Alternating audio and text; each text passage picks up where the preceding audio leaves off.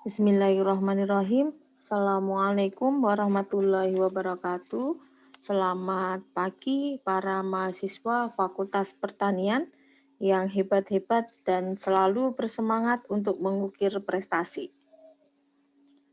Hari ini kita akan belajar bagaimana berprestasi dengan menulis artikel ilmiah berkualitas baik di level nasional maupun di level internasional.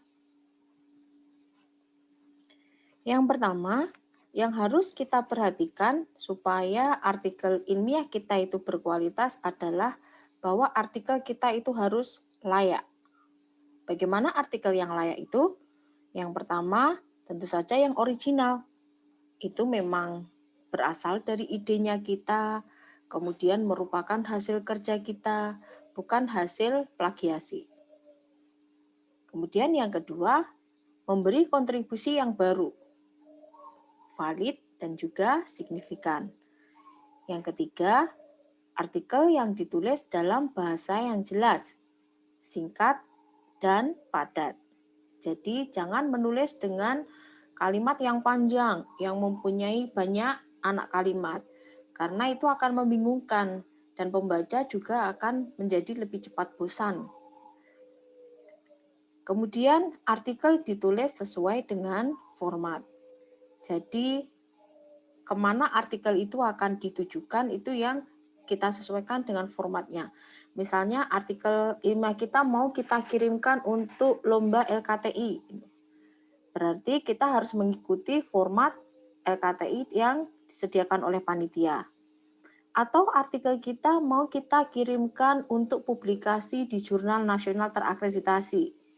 Berarti artikel kita tulis sesuai dengan template dari jurnal yang kita tuju. Oke, jangan lupa dalam menulis artikel ilmiah, kita harus menggunakan kata-kata yang formal dan itu layak untuk sebuah karya ilmiah. Jangan sampai adik-adik menggunakan kata-kata yang itu lebih sesuai untuk bahasa lisan yang gaul. Oke, artikel yang sering tidak berhasil, misalnya tidak memperoleh juara atau tertolak oleh suatu jurnal. Yang pertama, biasanya artikel itu karena tidak jelas state of art-nya. Jadi hanya berisi paparan data, kemudian tidak ada research gap-nya. Lalu idenya terlalu banyak. Yang ingin disampaikan itu terlalu banyak sehingga justru tidak fokus. Ini arahnya kemana artikelnya itu malah menjadi membingungkan gitu karena terlalu banyak cabangnya. Yang ketiga, sistematikanya masih seperti laporan penelitian. Jadi kalau di laporan penelitian itu kan masih ada selain latar belakang, masalah, tujuan, kemudian manfaat itu. Manfaat bagi mahasiswa, manfaat bagi pemerintah, itu biasanya kan seperti itu ya kalau untuk laporan penelitian. Kemudian yang keempat, novelty itu tidak dikemukakan. Jadi apa originalitas dari artikel ilmiah itu tidak disampaikan. Dan tentu saja tidak original. Bisa merupakan mengkopas dari artikel yang lain, kemudian ditempel, dikompilasi, itu tidak original. Yang keenam, di situ tidak dibahas konseptualnya, metodologisnya, metode penelitiannya tidak jelas, dan tidak ada implikasi dari hasil kajian. Lalu argumennya juga lemah serta tidak jelas. Jadi kalau mau menulis artikel ilmiah yang berkualitas, kita harus mempunyai strong argument. Jadi harus mempunyai argumen yang kuat, argumen yang jelas.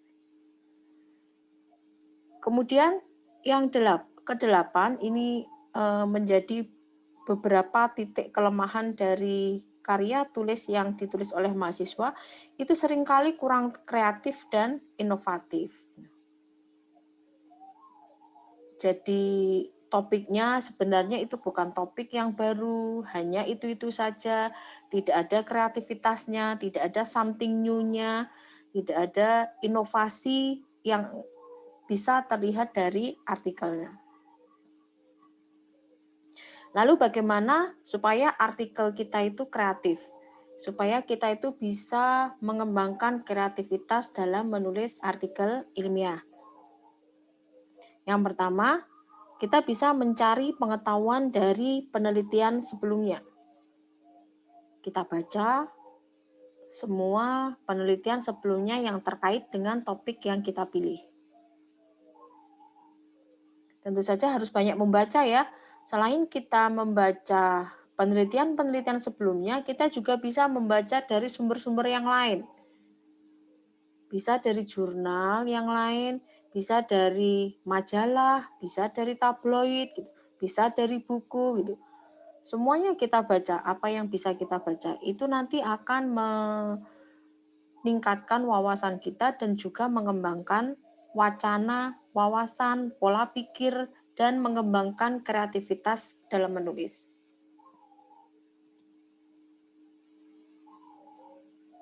Bisa juga kita menjadi kreatif dari pengalaman profesional, dari kita berorganisasi, atau ketika kita sedang melaksanakan field trip praktikum, ketika kita magang di perusahaan atau di instansi, bahkan ketika KKN pun itu juga bisa mengembangkan kreativitas dalam menulis. Kemudian mengikuti pertemuan ilmiah. Kita ikut seminar, ikut international conference, ikut workshop-workshop. Pasti akan muncul ide-ide baru untuk menulis. Yang kelima dengan diskusi. Diskusi dengan siapa saja, baik diskusi ketika kita mengikuti seminar, diskusi sedang kuliah di kelas, atau diskusi ketika sedang di organisasi. Bisa juga dengan banyak mengunjungi daerah lain di luar tempat tinggal kita. Oke, itu sebabnya kenapa sering ada guyonan gitu. Kalau kita ini tidak open mind, kemudian kita dianggap, oh mainnya kurang jauh gitu. Karena dengan semakin banyak mengunjungi tempat-tempat lain yang itu di luar daerah kita, itu memang akan semakin membuka wawasan kita. Kita jadi tahu, oh kalau di Sumatera seperti ini, kalau di Kalimantan seperti ini gitu. Jadi tidak pengetahuannya itu tidak hanya sempit seputar Jebres saja gitu misalnya.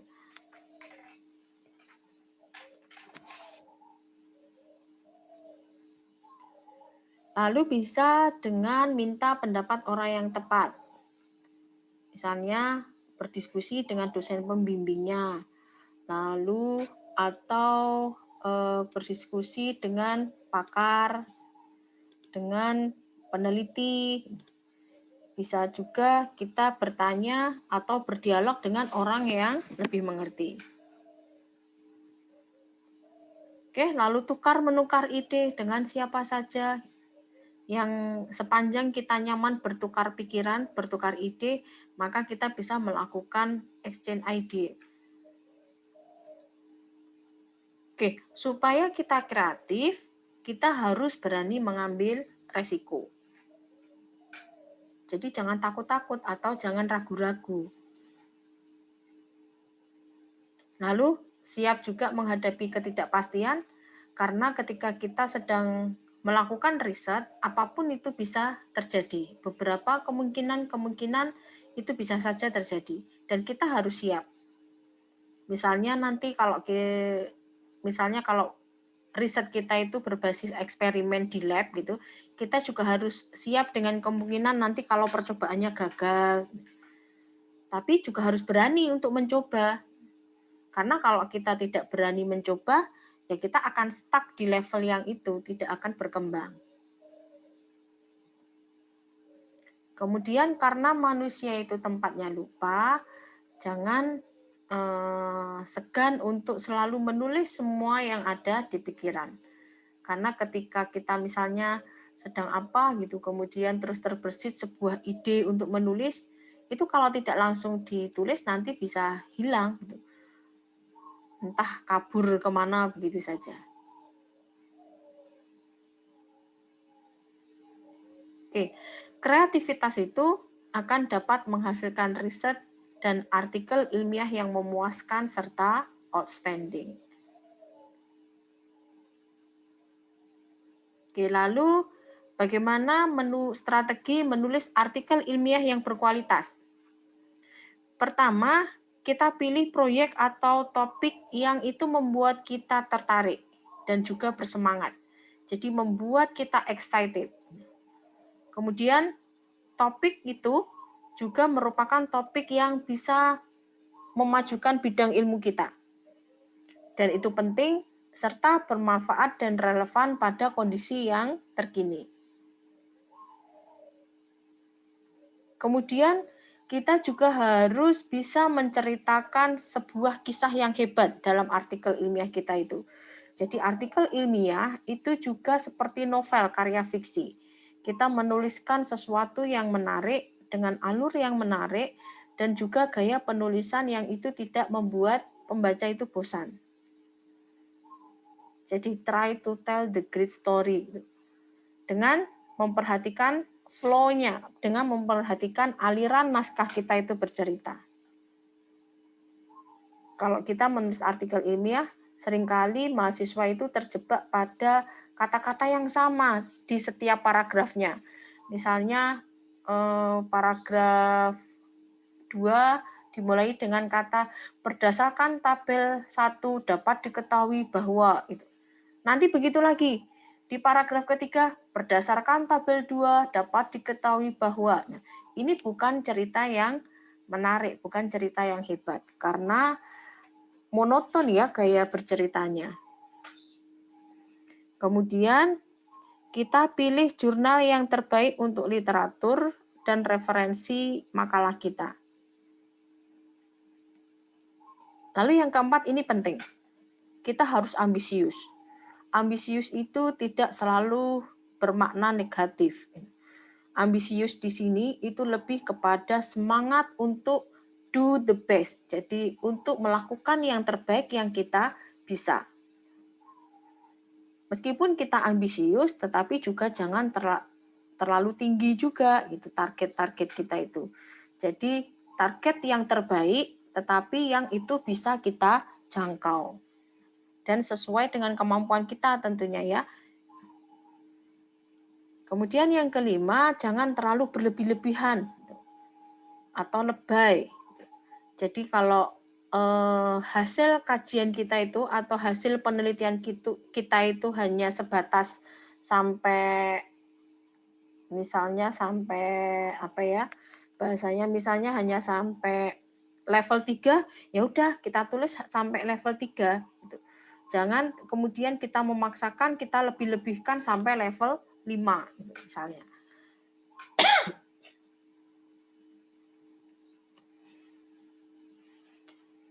Oke, strategi selanjutnya kita harus berhati-hati dengan data serta gambar yang ada pada artikel. Jangan sampai ketika kita menulis artikel ilmiah, gambarnya itu merupakan gambar hasil kita mengambil dari internet. Sebaiknya gambar di situ merupakan gambar kita sendiri. Kalau itu berupa bagan atau diagram itu kita bikin sendiri ya. Tapi kalau misalnya itu memang sebuah gambar yang itu otentik, yang tidak bisa kita buat sendiri, itu boleh kita gunakan dan jangan lupa ditulis sumbernya. Misalnya gambarnya ini merupakan gambar foto foto luar angkasa itu. Yang kita memang tidak akan bisa mengambil gambar sendiri di ruang angkasa, jadi boleh kita menggunakan gambar mengambil dari sebuah sumber dan kemudian kita tulis sumbernya. Tapi kalau misalnya gambar yang kita butuhkan cuma sebatas foto bayam, gitu, foto padi, gitu. Nah itu jangan sampai googling karena kita bisa sendiri mengupayakan gambarnya, kan mudah itu. Kalau mau cari foto kangkung, bayam, padi gitu kan kita tinggal ke apa ya, tinggal ke toko sayur atau tinggal ke kebun. Kemudian bagian isi lebih dominan. Biasanya kesalahannya itu, kelemahannya itu adalah bagian literatur review itu lebih dominan daripada bagian isinya. Karena kan yang mau kita sampaikan kan justru isinya.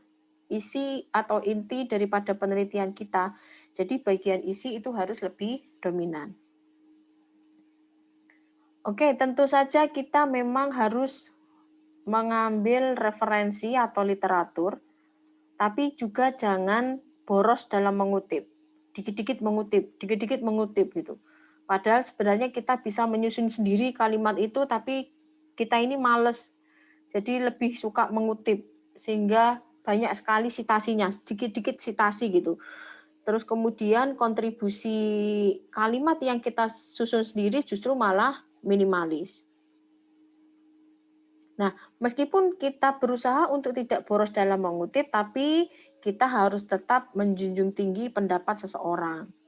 Jadi kalau memang itu pendapat orang lain, tidak boleh kita aku sebagai pendapat kita.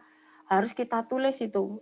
Itu merujuk pada pendapatnya siapa penulisnya, dan kemudian tahun berapa. Dan ini menyangkut juga dengan hasil penelitian orang lain. Jadi temuan orang lain itu harus kita tulis. Oke, yang terpenting ya, dan ini sepertinya sepele, tapi bisa membuat artikel kita itu menjadi tidak berkualitas, itu adalah sistematikanya harus kita susun sesuai dengan sistematika yang kita tuju. Contohnya seperti PKM. PKM itu sebagus apapun idenya, tapi begitu formatnya tidak sesuai, itu pasti akan langsung tidak akan lolos. Kemudian referensinya 80% merupakan artikel dari jurnal. Oke. Lalu bagaimana sistematika artikel ilmiah nasional? Biasanya pada umumnya judul itu terdiri dari 12 kata, tapi ini beda-beda aturan ya. Ada yang membolehkan maksimal 20 kata juga boleh, kita ngikut saja apa yang menjadi sistematikanya. Kemudian jangan lupa ditulis identitas penulisnya, biasanya abstrak dalam bahasa Indonesia dan bahasa Inggris kalau itu jurnal nasional.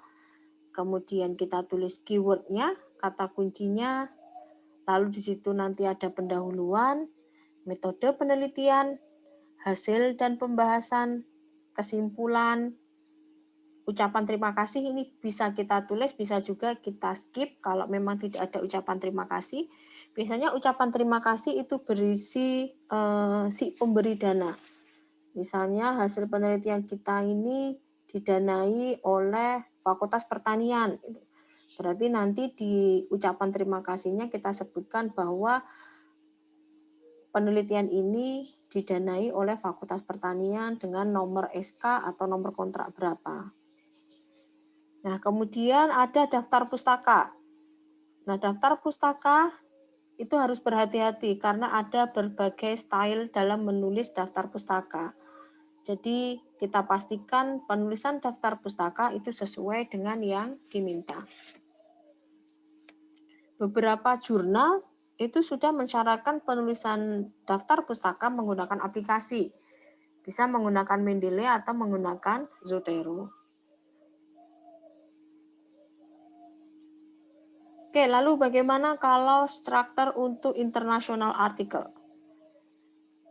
Oke, secara basic itu terdiri dari introduction, kemudian body-nya, isi, lalu conclusion-nya. Tapi yang sekarang sedang lazim itu adalah menggunakan struktur IMRAT, yaitu terdiri dari introduction, method, result, discussion, conclusion, dan reference.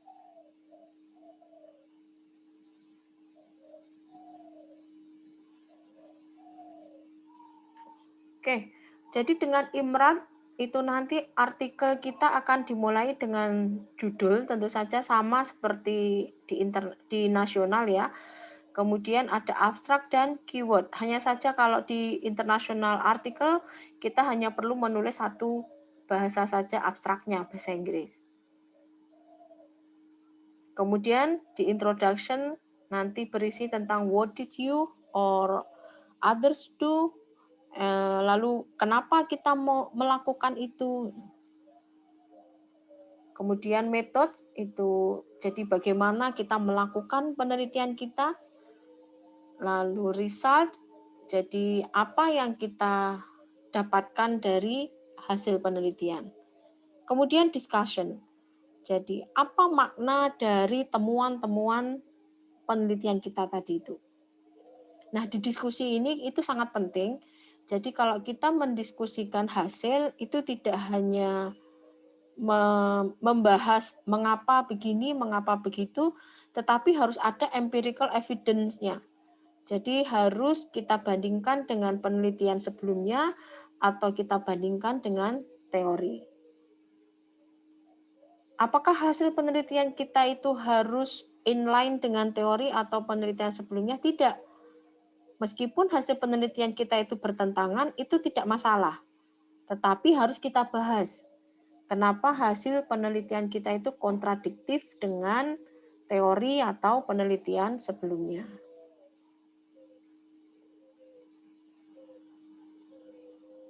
Oke, apa saja yang ada dalam introduction?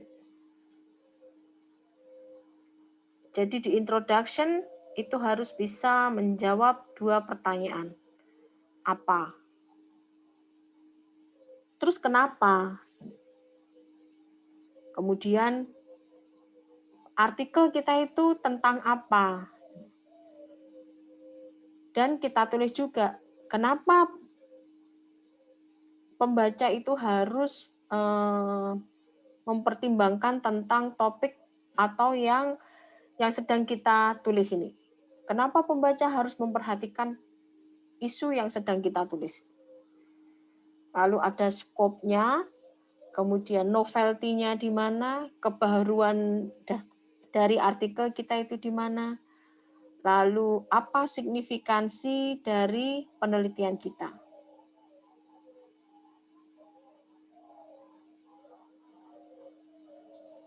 Oke, jadi pendahuluan itu apa saja isinya?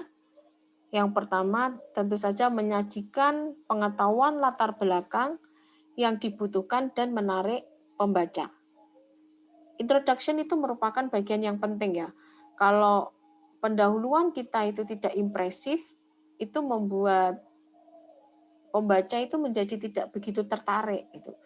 Jadi kalau kita mau ikut sebuah kompetisi karya ilmiah, pastikan kita menulis pendahuluan yang berkesan, yang itu menarik. Karena kalau pendahuluan kita itu sudah monoton, sudah membosankan, pasti reviewer atau juri itu tidak akan tertarik, membaca yang selanjutnya juga akan males gitu, tidak bersemangat. Dan itu sangat mempengaruhi ke subjektivitas dalam penilaian. Kemudian kita jabarkan juga apa yang sudah diketahui terkait dengan topik yang kita tulis. Kemudian kita identifikasi juga bagian-bagian mana yang masih memiliki ketidakpastian, yang masih belum ada pernyataan kebenarannya. Kemudian di situ kita sajikan diskusi literatur yang relevan secara singkat, di mana di situ menghubungkan ide atau pertanyaan penelitian dengan perdebatan ilmiah pada saat ini. Iya, jadi kalau di diskusi literatur ini memang membutuhkan kemampuan untuk bisa mensintesis isi dari artikel-artikel ilmiah yang ada. Mensintesis dari jurnal-jurnal yang ada. Kemudian di pendahuluan juga sebaiknya terdapat problem atau research statement. Jadi di situ ada pernyataan masalah yang mau kita teliti itu apa, tujuannya itu apa. Kemudian bisa juga kita menuliskan mengenai riset plan kita, roadmap kita, apa yang mau dilakukan gitu. Tapi ini opsional kalau untuk penulisan riset plan. Kalau misalnya kita tidak ingin menuliskan juga tidak apa-apa.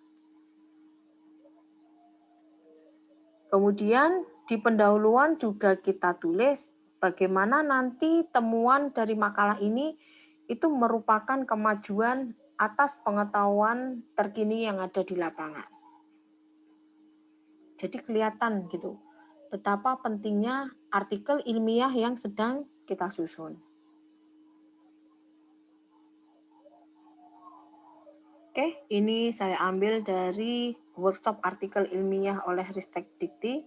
Jadi dalam menulis introduction itu sebaiknya introduction bisa menjawab pertanyaan-pertanyaan what is the problem to be solved, terus kemudian apakah ada pemecahan masalah yang sudah ada gitu, existing solution-nya apa gitu, kita sajikan yang ada di literatur. Kemudian mana yang terbaik dari beberapa existing solution itu. Kemudian kita bahas juga keterbatasannya itu apa. Kemudian apa yang ingin kita capai, yang kita harapkan untuk bisa kita capai. Oke. Jadi good introduction itu harus disusun berdasarkan sudut pandang secara global, di mana dari introduction ini nanti bisa menjadi guide atau petunjuk bagi pembaca untuk mengetahui, jadi sebenarnya tujuan dari penelitian kita itu apa? Tujuan dari penulisan artikel ilmiah kita itu apa? Itu adalah introduction yang bagus.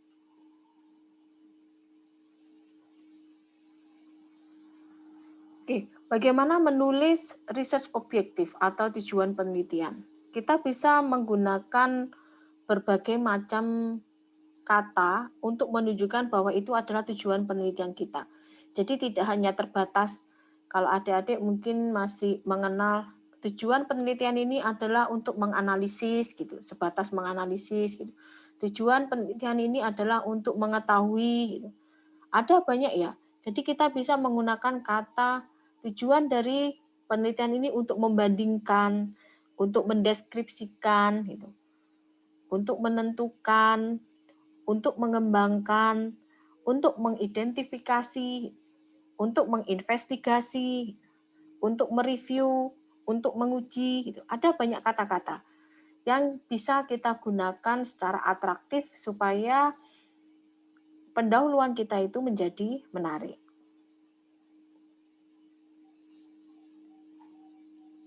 Oke, berikut contoh artikel.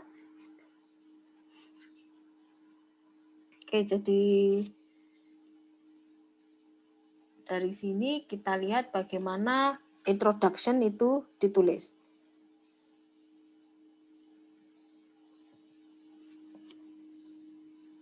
Oke, kita lihat di sini ya. Ini ada diskusi dari literatur sebelumnya. Oke, kita jadi di introduction itu literatur sebelumnya, diskusinya itu ditulis secara atraktif. Yang pertama, di sini menunjukkan bahwa topik yang kita pilih itu merupakan topik yang penting. Dan juga masalah yang berkaitan dengan topik kita itu adalah sangat penting untuk dipecahkan.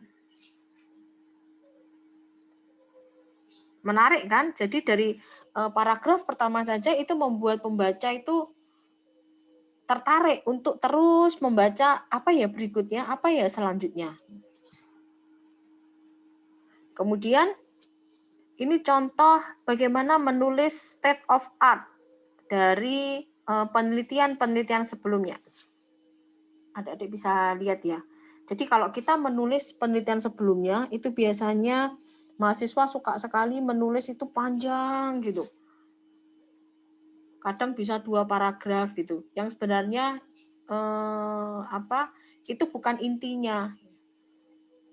Itu banyak kita temui di skripsi-skripsi mahasiswa.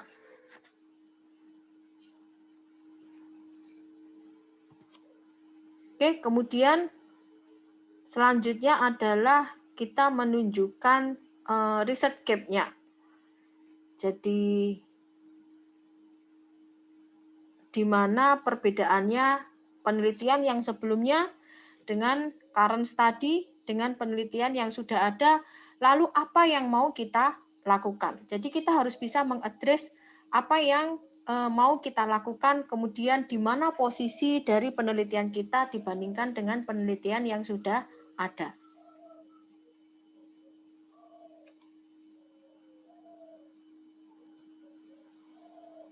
Oke, terus kemudian kita tulis lagi. Jadi pentingnya topik kita ini adalah setelah tadi kita menunjukkan signifikansi studi, kemudian riset gap, lalu kita refresh lagi pentingnya topik kita, terus kemudian kita tulis tujuan dan hipotesis. Hipotesis juga opsional ya. Kalau adik-adik menulis artikel ilmiah yang itu tidak membutuhkan hipotesis, ya berarti tidak perlu ditulis hipotesisnya. Tidak semua penelitian itu memerlukan hipotesis. Oke, ini untuk part yang pertama. Part yang kedua akan saya lanjutkan.